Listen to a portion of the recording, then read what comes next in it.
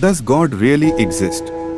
Many times you might have taken photo with your mobile camera. You might have used mobile from Samsung, Nokia, MI, iPhone, etc. You know clearly about the manufacturer of your mobile phone. Now think about your eyes.